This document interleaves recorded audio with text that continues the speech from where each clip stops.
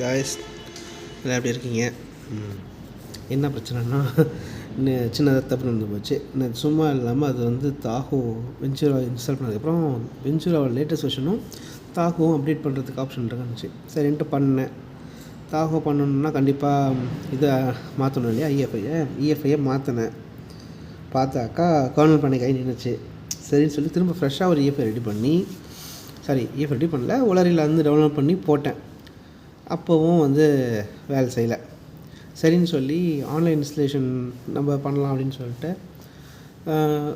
EFI பார்ட்டிஷனை ஒரு 1 GB extend பண்ணிவிட்டு அதில் இஎஃப்ஐ ஃபோல்டர் ப்ளஸ் அந்த ரெக்கவரி டிஎம்ஜின்னு சொல்லிட்டு இருக்கும் இல்லையா, அதையும் போட்டுட்டு ஆன்லைனில் இன்ஸ்டால் பண்ணலாம், இது ரெண்டு தான் இருக்கே அப்படின்னு போட்டேன். எல்லாம் ஆச்சு. கடைசியில் செட்டப் பேஜ் ஒரு இடத்துல அதாவது எப்படின்னா ஓஎஸ் டவுன்லோடாக இன்ஸ்டாலும் ஆகிடுச்சு. அதுக்கு ஒரு 3 மணி நேரம் உட்காந்துருந்தேன். முடித்த பிறகு நமக்கு வெல்கம் ஸ்க்ரீன் வந்து நம்ம செட்டப் பண்ணுவோம் இல்லைங்களா, அந்த இடத்துல வந்து ஒரு இந்த மவுஸோட கர்சர் மட்டும் தான் இருக்குது, ஃபுல் பிளாக் ஸ்க்ரீனு. சரின்னு சொல்லிட்டு ரிசர்ச் பண்ணதில்ல, எஸ்எம்பியாஸ்லாம் மாற்றுங்க அப்படின்னுச்சு. சரிதான்னு சொல்லிட்டு எஸ்எம்பியாஸை மாற்ற போனேன். அங்கே போனாக்கா ஒரு சின்ன ஷாக்கு. என்னென்னா, நம்ம ஆல்ரெடி இஎஃப்ஐ ஜென்ரேட் பண்ணும்போது நமக்கு என்ன காமிச்சதுன்னா க்ரீன் கலரில் காமிச்சிருக்கும். அதாவது ப்ளூ கலரில் காமிச்சது ப்ராசஸர் வந்து சப்போர்ட் ஆகுன்றது, க்ரீன் கலரில் இருக்கிறது கன்ஃபார்மாக வேலை செய்யும் வருது. ஸோ செக்கோயா வரையும் தான் இந்த இன்டெகிரேட்டட் கிராஃபிக்ஸ் வேலை செய்யும். நம்மளுக்கு டெடிகேட் கிராஃபிக்ஸ் இல்லை இல்லையா இந்த லேப்டாப்பில்.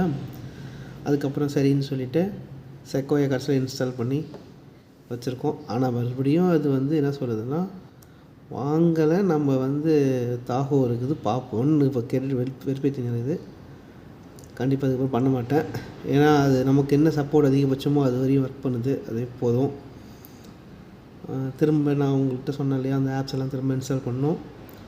அண்ட் வந்து என்னுடைய அந்த NTFS ஃபார்மட் ஃபைலை ட்ரைவை வந்து நான் மாற்ற ட்ரை பண்ணேன். அது வந்து ஃபார்மட் அடிக்கணும்னுச்சு. ஸோ பேக்கப் எடுத்து வச்சுட்டு ஃபார்மட் அடிக்க ஆரம்பிக்க வேண்டியதான். அடிச்சிட்டேன் அப்படின்னா விண்டோஸுக்கும் இதுக்கும் ரெண்டுத்துக்கும் பை டைரக்ஷனலாக அந்த ட்ரைவை யூஸ் பண்ண முடியும்.